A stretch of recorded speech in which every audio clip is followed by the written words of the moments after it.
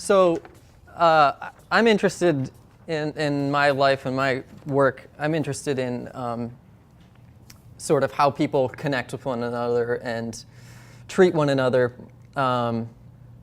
and often make assumptions about one another based on how they look.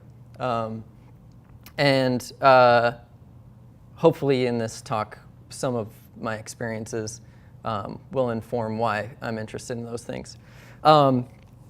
So I'm going to start just by talking about how I started going to college, as this is a college, and I assume maybe some people would be interested in that.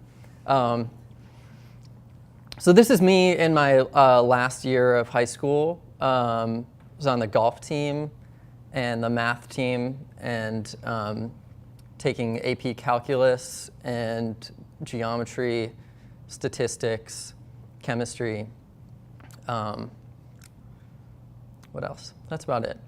Basically, in all the schools that I went to growing up, I didn't have to take art, so I didn't. I took all math and science courses, and towards the end, like AP courses. And so I enrolled in college to be a calculus teacher.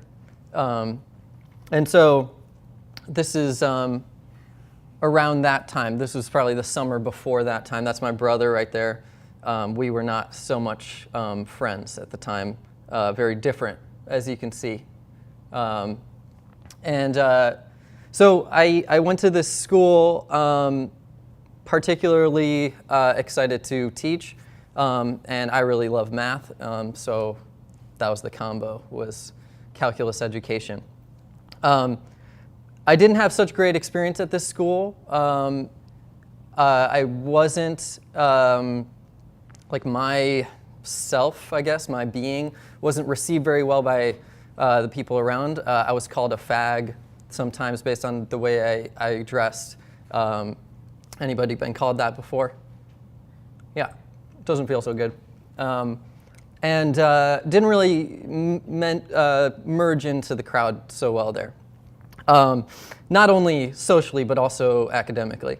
So I was taking teaching courses as you would any other course, and when you take teaching courses, you get homework, teaching homework. And so one of the assignments was, how would you design your classroom to basically ease tensions between students if two students were fighting? And I said that I would hang a Snoop Dogg poster in the back of the room that said, "La-di-da-di, we likes the policy, we don't cause trouble, we don't bother nobody." And if two people were fighting, that they would have to recite those lines to Snoop before talking to me. And hopefully that would sort of ease the situation. This school did not like that at all. And they really didn't appreciate my approaches to pedagogy whatsoever. So much so that I would really bring the grade down when I had group presentations, so nobody wanted to be in my group. And so at this time, I had just started being friends with my brother. We did not get along for the entirety of our childhood. And so he had visited me, and he was basically just like, "So if you're so unhappy here, why do you stay?" And I hadn't thought of that. Legitimately, I hadn't thought of that at all. And so I decided to leave. And I enrolled at Columbia College downtown, basically because my brother told me to, and he was going to.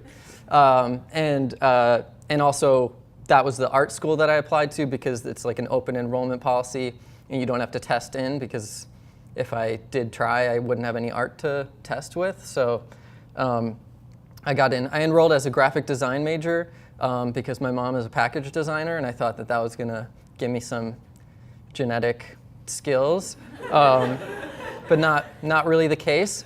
I got a D- in my graphic design class, but a prerequisite for graphic design is photography. And as you can see, I got very much into photography. This is me and my roommate Trev after going to the camera store, and so basically I got into photography because of two teachers mostly. One was a guy named Ben Guest. He makes collage portraits sort of awkward digital collage that are like amazing. But what really got me stoked on photography because of him is he would critique so hardcore that he would just like rip prints off the wall and say like, why'd you even bring this to my class? And I secretly loved that, even though it destroyed me. And then the second person was Matt Niswander, who's like now the photo editor at MSNBC.com. But he had like black fingernails from so much chemistry being in the darkroom, which I thought was awesome. So I got super into photography, super into darkroom photography, and me and Trev, we lived together for 6 years, I think, and we would build darkrooms in every apartment that we lived in. So these are the kinds of pictures that I was making. I'm hoping that that's as big as they can get, but let's see. Maybe not. But yeah, basically I was interested in this idea, I think probably because I didn't really do the whole art thing growing up, but I was really fascinated by this idea that you can just sort of get into situations that you really don't belong just by calling it art. And so in these situations where essentially I was asking people if I could stare at them for a half hour in an intimate setting, even though I didn't really know them so well, make a record of that, and then keep it forever, but they can't have it, and them just say, yeah, we should do that. And so I was making these portraits of acquaintances. I didn't really know these people too well at school, but they're like the people at school that you kind of know. And so I say like, hey, can I make your portrait? And they say, yeah. And then you have these intimate experiences just because it's art. But as you can see, everybody sort of looks pretty deadpan, and I didn't really like that. And I also didn't like that I kind of knew them. I wanted to stretch it further into not knowing people. And so me and Trev would every Friday hop in my super beat up Honda Accord, pick a state to drive to it, and then be back for class on Monday. And so I would do this with strangers, like, hey, can I make your portrait? And we would have these sort of intimate moments. But again, as you can see, everybody looks really stiff, and it doesn't look like they're having very much fun. And so I wanted to start to challenge myself to sort of try and represent the emotion taking place and the moments taking place in the pictures, in the actual composing of the pictures. So I sort of went back to sort of photographing acquaintances and sort of using the camera, challenging the camera more, and challenging sort of the subject more to make these pictures. So this picture in particular was in like a very dark room, and he probably stayed still for 30 seconds or sort of make this picture. Again, like a really intimate scene. But again, I was sort of just practicing for these moments of people I don't know at all. And so at this time, I asked my professor in color photography, her name is Anna Steinschlager, and I said, hey, Anna, can I come to your apartment this weekend and photograph you and your kids? And she said, sure. That's weird, but sure. And so I did, and this is the picture that I made. And I printed it and I gave it to her, and she was like, this is the most terrifying picture anybody's ever made of me. And we had a conversation about it, and this is actually when she invited me to be her assistant for the Guggenheim Fellowship, which, if you don't know, is like a $40,000 grant for photographers. And so I helped her make the work for that fellowship. And so from here, we're sort of starting with Anna.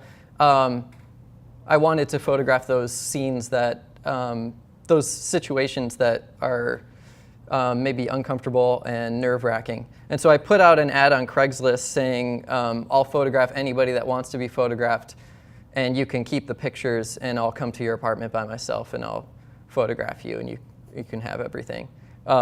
And I got like 16 responses. This was a little bit before Craigslist got really creepy. And I'd say the project ended with it in full-fledged creepiness. Yeah, so this is Avi. She had just moved here from Tel Aviv, and I probably spent 8 hours in her apartment photographing and talking. This is Nina Maxine. We're still friends. She at one point wants to go on a road trip with me, which I'm totally into. But yeah, we met on Craigslist, and I probably photographed for like 4 or 5 hours in her apartment. And then again, going back to traveling, this is Jesse in New York City in Central Park. But just sort of using photography as this ticket into intimate situations and connecting with people on a pretty intense level. So around this time, I decided to study abroad in Ireland in 2008. And so, yeah, this is me, I believe 2 days after I got there. And I include this part in sort of like talking about myself and telling people who I am, because I think this time in life is probably the most informative in terms of most of the ways I approach just being alive. And so it was my birthday, and so my dad wrote me this birthday email. And later that week, actually 1 day later, I got news that he had been evicted from his apartment and all of his belongings were destroyed by the police crew by throwing it down the stairs and throwing it out in the rain. And so I got this news like, maybe 5 days after arriving in Ireland. So I was sort of in this mental place of like, oh, this is going to be the greatest experience of my life. I'm going to make so much art. It's going to be so much fun. And then getting this news and being like, what am I going to do now? Because I don't really want to have fun. Like this is weighing a lot on how I'm thinking about everything. And so, so basically we just decided that we were just going to correspond a lot because you can't really do phone calls. And so we would just email back and forth. And so you can see, maybe you can see, but it says like, I was very tired. I slept in my car last night for only a short time. I couldn't stay asleep because it was cold and I felt like someone was going to come tap on my window. And so he would send me these emails and the images of the eviction. And I still had to go to school, so I had to complete homework. And I didn't really want to hang out with anybody. So I started wandering the mountains by myself, and I used like 500 meters of fishing line to rig up to my camera and like yank it, and so you can't see it in these pictures. And so I would send these pictures back to my dad, and we would keep corresponding. And he would send me these photos of the eviction as well as his account of the eviction.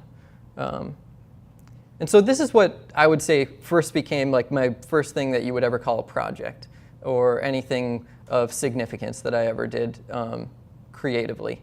And so this ended up being like my first little book project. And so while I was in Ireland, I applied for a grant while I was there for when I come home. And essentially the grant was to hug my dad. That was the grant proposal.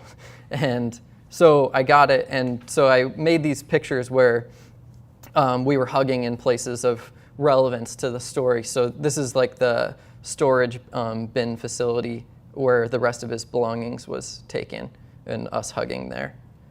And this is one of the companies that like aided in his unemployment. And this is the scene of the eviction. The Best Western that he stayed at sometimes. And then this is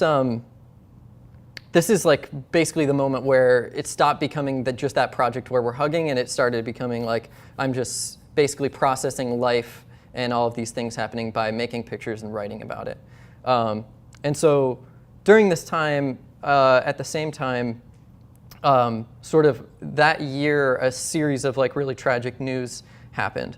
And so my mom's boyfriend, Richie, was diagnosed with cancer and given only a few months to live.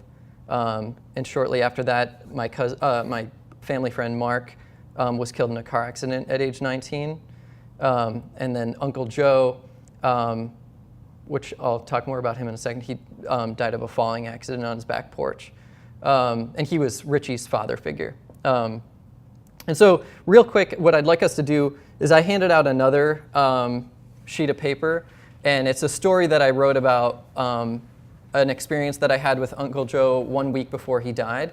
And if anybody's seen the show yet, the music that's playing, I think most of the time, is Uncle Joe singing, and it's like a album that he recorded when he was 89.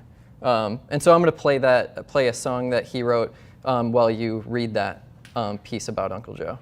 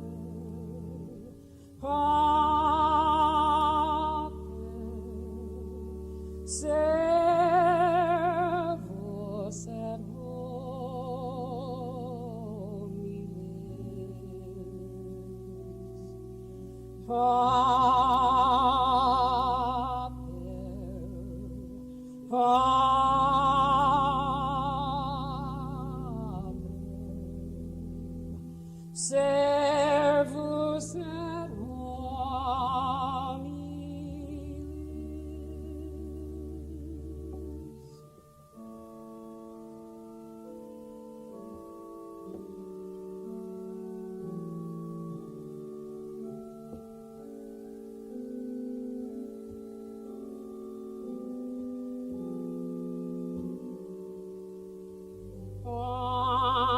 Omnis angelicus,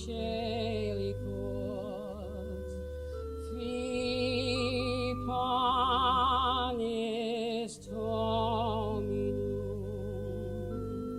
the panis celicus, figoris terminum.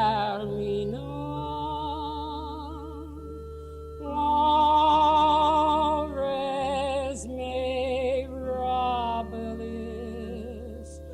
manducat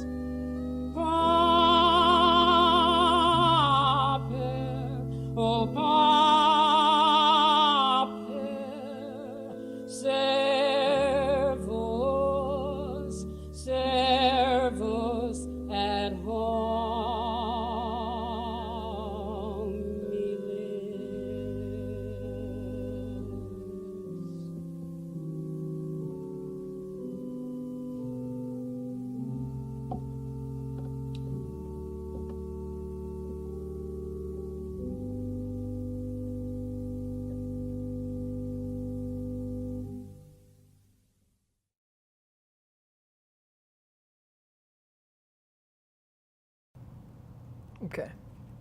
So, so in this time of like both the homelessness and these tragic deaths happening, basically the way I was able to process it was through photographing and through writing.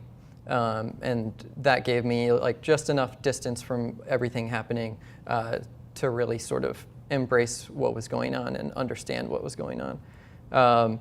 And so these are some of the photographs from that project. And I was using a 4x5 camera, so like an antique camera, decidedly because I didn't want to be like stealing moments from anybody. I wanted everybody to be really aware that I was taking a picture when I was.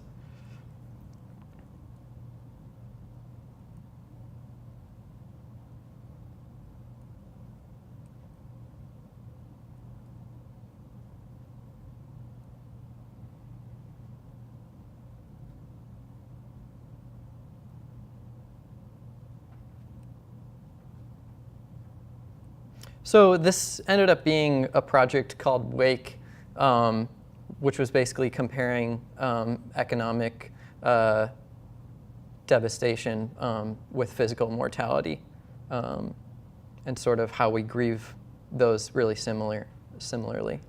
And so it was a collection of writing and photographs that ended up being like an unbound box for my graduation. That's me graduating. So at this point, I didn't really want to be here anymore, a little much for that time. And so I used the last 2 weeks of my access to the college to make these zines, which were basically just like ideas that I never did anything with. Sold them each for $10 and then raised enough money to go on a road trip by myself. And the road trip was basically focused on just scaring myself. I had never traveled alone before. I had never camped before. And I basically did that every day for 40 days on this trip. And this trip really changed my understanding of myself and my own capabilities and the way that I thought about myself. I was 23. Here are some photos from it. I had told myself for 23 years that I didn't know, that I just couldn't play music, and I bought a guitar from a pawn shop and taught myself kind of how to play guitar. And after this trip, I started basically, because I had never taken any carpentry classes or anything like that, but I started building things because just why not try? My brother, he is like a busking street drummer. And he said one time that he wishes he had a xylophone to round out his sound more. And so at Home Depot, they'll give you free tile samples. And so I made this xylophone. This is him playing it.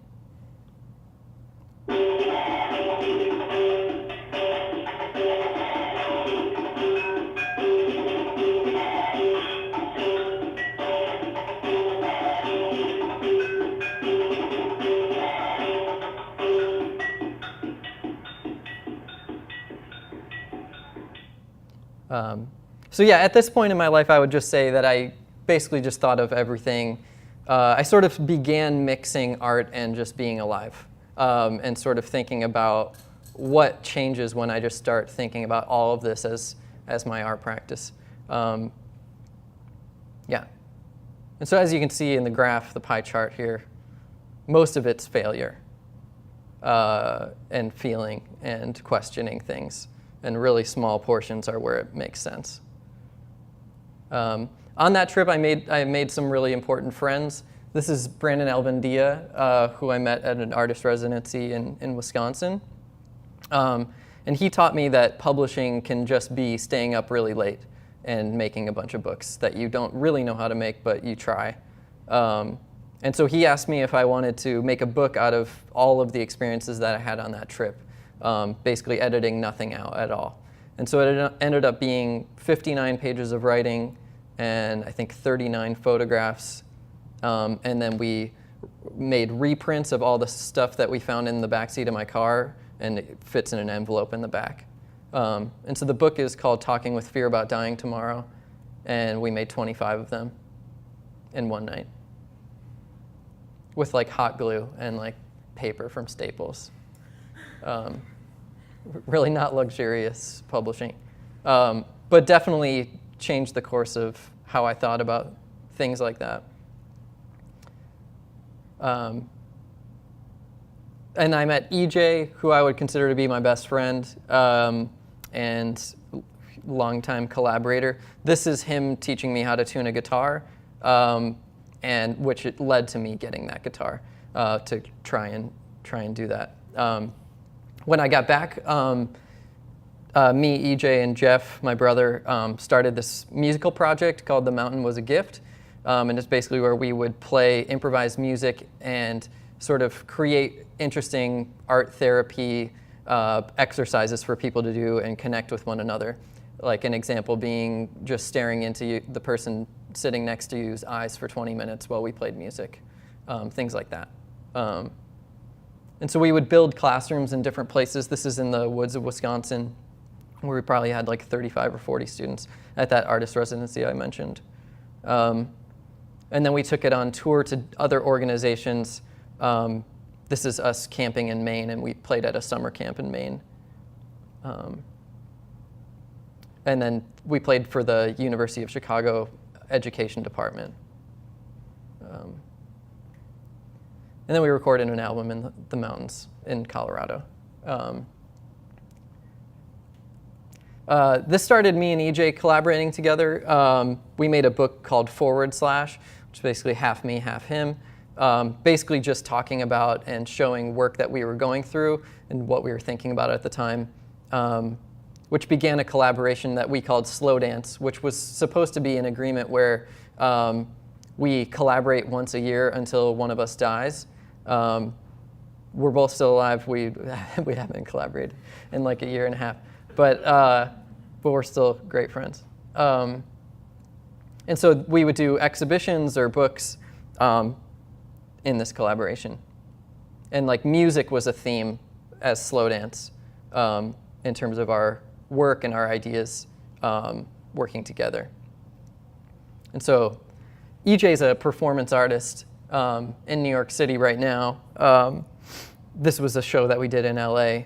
But he is a performance artist that works a lot with like the capabilities of the body.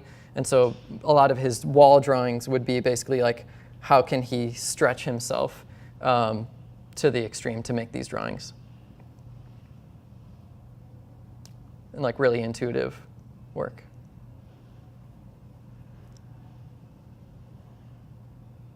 So yeah. I've been teaching for roughly 10 years. I started teaching in my last year at Columbia at Jones College Prep. This is, and I continued those sort of strange pedagogical approaches. This is a photo of me and my students breathing through harmonicas for a half hour, which was really nice. And I mostly teach photography. This is me and my co-teacher, Michelle. We built a camera out of the emergency hallway at the Hyde Park Art Center. This is us inside the camera. These are some of my students with these cameras that we built. But yeah, teaching has strongly influenced my work in everything that I do. And sort of it encouraged me to put forth effort in providing opportunity for others in other ways where I feel like it's lacking. So one of those was at an artist residency called Acre, where I was a staff member in the kitchen for 5 years, where we would cook for like 75 people a day, twice a day. I formed a group with my friends called Taste, which was basically just, we saw that people couldn't afford art installers to hang their shows in Chicago, so we would do it for a 6-pack. And so that's us after a show. I co-founded an organization called Latitude. Basically, when you graduate from a place like Columbia, it's hard to get access to the kinds of equipment and printers and scanners that are really expensive that you learn on for 4 years. And so we formed a place where you can pay a small fee to use that equipment as anybody anybody that wants to. So it's like a community digital lab. This is us building the tables for it. And then this is probably one of our first programs. And it's in a new space now that's totally beautiful. I started a project called The Perch that was very much sort of like an angsty response to how expensive my education was. And I wanted to make everything free and sort of balance that in whatever capacity I could. So it started with me living in an apartment that I felt was too big for just me. And so I wanted to invite people in and sort of share experiences over dinners. And so I built this table to be able to fit 10 people at it. Thinking back to that book, Wake, I applied for a grant to make an edition of 10 of them. And so basically the dinner was basically each guest all knew me but didn't know each other. And I invited them, I was gonna cook them dinner, and each of them were gonna get a copy of Wake. And so the agreement was that they read it and they log their book into a website, and I gave half my grant to Trev, who's like a super tech nerd in San Francisco, and he built a website where they could log in the coordinates of where they read the book, and then they pass it on to somebody that they feel would benefit from it. This is my first philosophy professor from that first school that I told you about. He was awesome. And so I'll pull up the website here. And so you can see that they all start from my apartment here in Pilsen and branch out. And at this point, I have no idea who has them. And so they're all strangers now. With the exception of, I do know that the Iowa City, or the Iowa University library, art library has one because they sent me a letter saying that they're keeping it. Yeah, it was an awesome letter because they explained how they had several departmental conversations about it, about why they're not passing it on. And I guess there was $15 inside the case for shipping that somebody had put in there, and so they mailed me the $15. So I renovated the Perch with like donated materials. I was doing a lot of install work at the time, and my bosses were nice enough to give me like free paint and free furniture and wood and stuff like that. And so I continued to have these dinners, and they would be thematic. So I would give everybody a topic, and basically the idea was that they don't know each other, and they're coming to have a meal together, and they talk and present on the theme that I give them. And so, like this one was called Eulogies for Philanthropy, and it was basically all people who represented philanthropic projects, and them imagining if their project died, and if their project died, what eulogy would they give? And so it was everything from like happy birthday songs to like one person actually requested to cook the dinner, and so they designed the dinner to be only black and white foods. And so everybody approaches it in a different way and connects on that level. And again, this was a response to my expensive education, so I made everything free. Nobody ever had to pay for anything. I also built these benches, so every time anybody comes to the Perch, they engrave whatever they want into the bench that they're sitting on. This is me showing everything I've ever done to the director of education at the Smart Museum, Michael Cristiano, very cool man. And they invited me to make a perch in their lobby. And so I got like reclaimed library shelves from the Regenstein Library and built this office in their lobby. And so basically, this is at the opening. This is me, Jeff, and EJ playing, and people snapping a pic.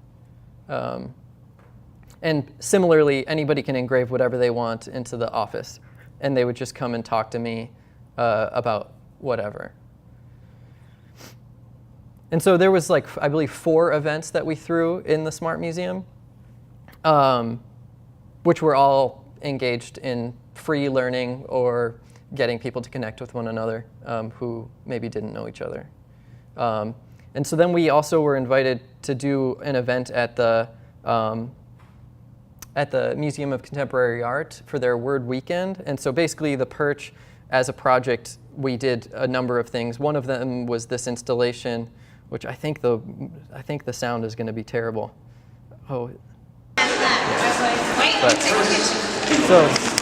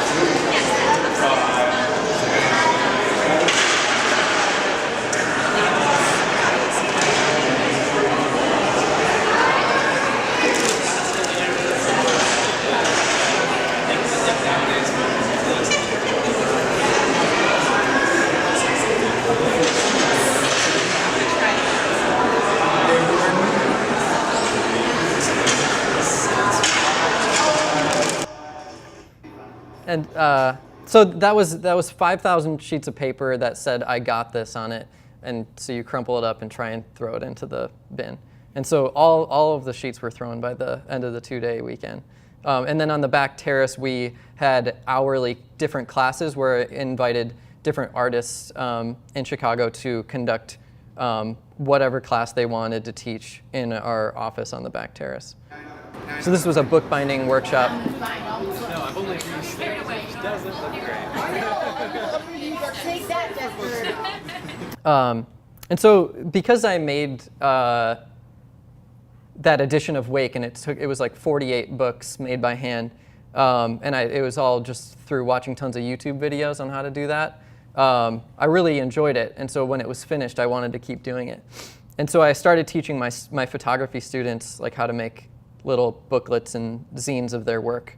And then I started teaching my friends how to make books of their work, and then publishing my friends' work in editions of their projects, and then publishing just people that I admired that I didn't know. So kind of similar approach to how I got into photography. And so we would raise the money and produce the book, and then we would basically give we would give 100% of the profit from the books to the author. And so that's the thing that really excites me about publishing. Like, I love the handwork of it, but the real excitement for me is sort of using what's in my capacity to redistribute money and power in society. And so these are all of the books most of the books that I've done since then. This is Cheap and Easy, which is a book by my friend Hutch about bad men. This is Todd Dieterich's Luminous Flux. And it's basically him. He's a wanderer. He just sort of wanders and thinks about stuff and interacts with different communities in Chicago and LA.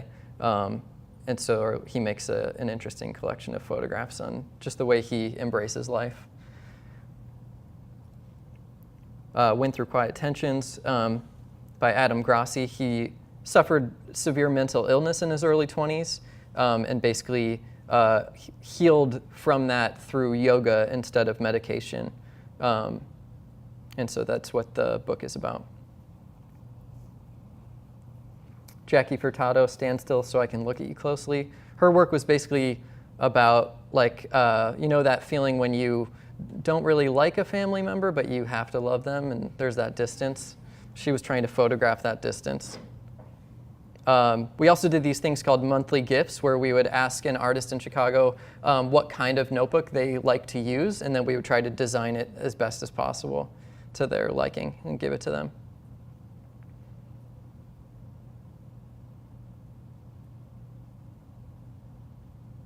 Oh, this was the Belknaps. They had a show here once. This was so they could record sunspots. It was like their workbook.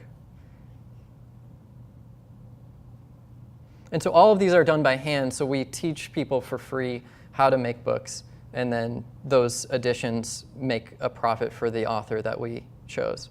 Yeah. This is the most recent Perch book that we did called Take Care, which is about alcoholism and addiction. And actually just won an award at Filter Photo Festival last week for the Juror's Choice. So basically, I was like winning grants through the city of Chicago, and through using that grant, sort of amplifying the amount of money that was possible to use through making these books. So using the money to produce the book, and then in the end, it would probably actually make more like $15,000 instead of $5,000. And so I think we've made like around $70,000 for Chicago artists at this point. I lived in LA for a year, and which was a great experience, also really formative. If you ever move to LA, you are going to learn a lot of things about yourself that you didn't know and didn't think that you would be learning about yourself there. And so through that time, basically, Allie and I started Candor Arts, which is basically in the publishing realm an approach that's slightly more traditional than the Perch, in that the artists don't make 100% of the profit, but it is a method in which we aren't applying for grants or begging for money on a regular basis. So it was like an economical climate decision. And so since we've made that project, the books that we publish is How to Make a Hood, which is compiled by Lakeisha Leak, who's a curator in Chicago. She was Trayvon Martin's cousin, and so this book is entirely, it's an exhibition catalog for a show she made, basically about the misuse of the word hood and hoodie and its implications in society. Another second edition of Went Through Quiet Tensions by Adam. Bye Bye Broadway by David Bell is about the ongoing gentrification in downtown Los Angeles. Moonwork is a really recent one. Actually, next week I'll be going to San Francisco to release it at Stanford. It's by Alon Holt. And it's a book of poetry about, mostly about her falling in love, having her daughter Indigo, and sort of her growth through that process. This is Alon. Victor Yanez's Day, which is about his first-generation Mexican-American experience in the suburbs of Wisconsin.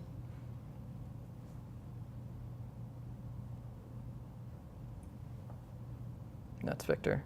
And that's the book that we'll be releasing next week at Stanford, the softcover. That's Alon performing in LA last week, or 2 weeks ago. So on to basically the project that you saw in that gallery over there. It's all part of a project that I call For the Birds Trapped in Airports, which I'll let you interpret whatever you want from that. I like to think that everybody has a different interpretation of it. But it basically started as a project where I just wanted to be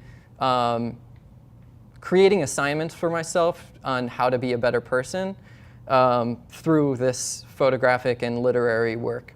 And so how it started, or how I conceived of the idea, was on a trip I decided to make where I tried to, I called my first kiss and asked her if I could re-kiss her 13 years later. And so I drove to North Carolina to do that. And we didn't kiss because her boyfriend said he wouldn't be cool with it. But I did get a napkin with her lipstick on it, which will go in all of the books for this project. And so here's a picture of me crying. This is like, I feel like this is a good picture that just explains that there's a whole lot of writing in my work. So I feel like these photographs, like the photographs that you saw in there, I like to think of them as just a mood setter, like an atmosphere, and then the work that I'm talking about is in the writing. So this photo was part of a piece of writing that I did that's in a book that will be for sale in the gallery, called "I Will Protect My Brother from Everything Bad in the World," and sort of the lack of reality in that. And I was going to try and hand out another piece of writing that I'm working on, but it's not ready. But yeah, sort of the work is shifting in a direction where it's more about like my experiences of sort of becoming aware of the society that we're living in and what my abilities are in making it better. So the piece that I've been working on is the first time where I witnessed violent racism against EJ in firsthand. And so I'm basically just trying to speak from my own experiences in the best way that I can as they relate to the society that we're in, similar to how you read the piece before. So here are some of the photographs of the work.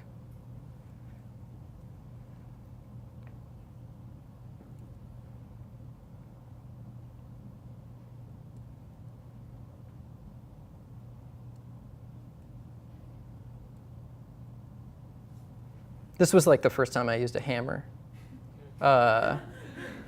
where I was like, I realized in making this that I didn't know how to use a hammer at the beginning of this project.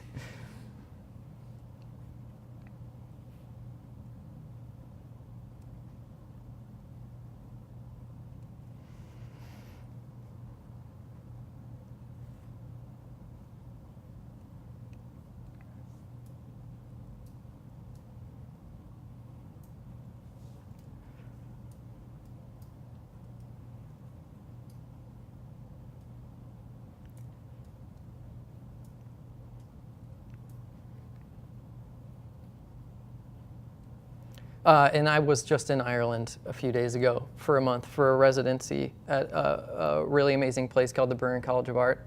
And some of the work that I made here was like this. I was trying to let things fall apart a little bit more with the work that I was making. And so here are some of those pictures.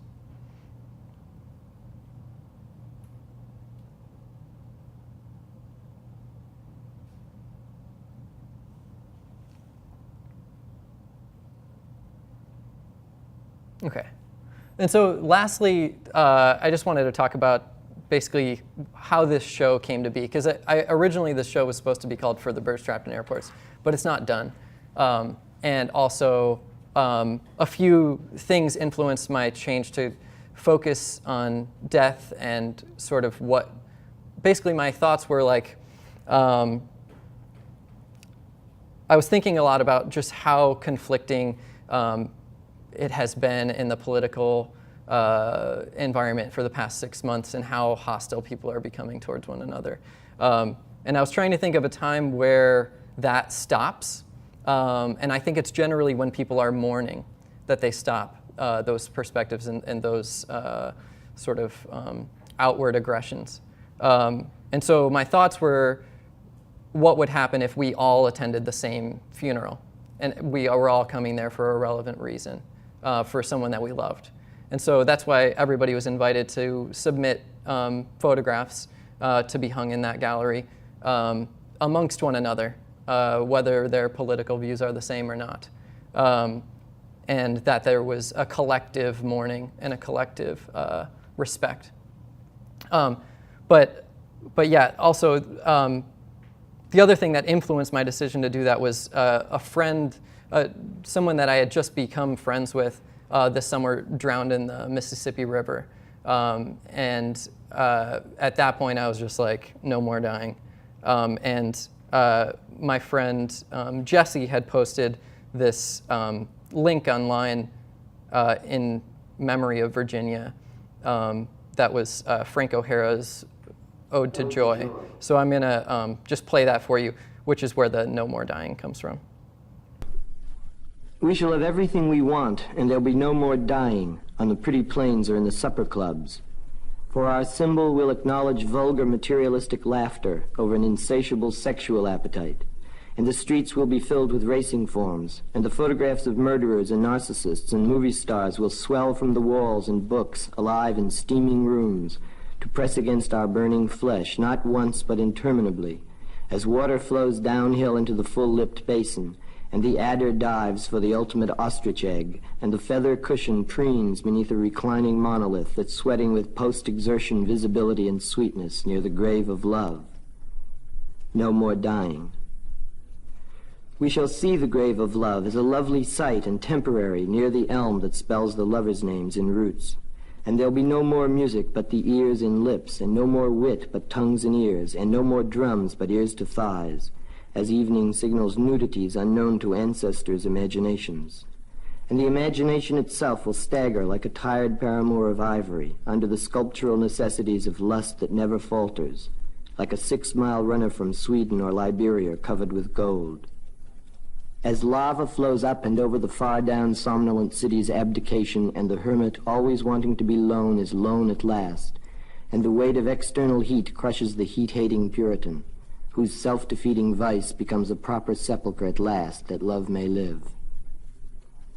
Buildings will go up into the dizzy air as love itself goes in and up the reeling life that it has chosen for once or all, while in the sky a feeling of intemperate fondness will excite the birds to swoop and veer, like flies crawling across absorbed limbs, that weep a pearly perspiration on the sheets of brief attention, and the hairs dry out that summon anxious declaration of the organs, as they rise like buildings to the needs of temporary neighbors, pouring hunger through the heart to feed desire in intravenous ways, like the ways of gods with humans in the innocent combination of light and flesh, or as the legends ride their heroes through the dark to found great cities where all life is possible to maintain as long as time, which wants us to remain for cocktails in a bar and after dinner lets us live with it.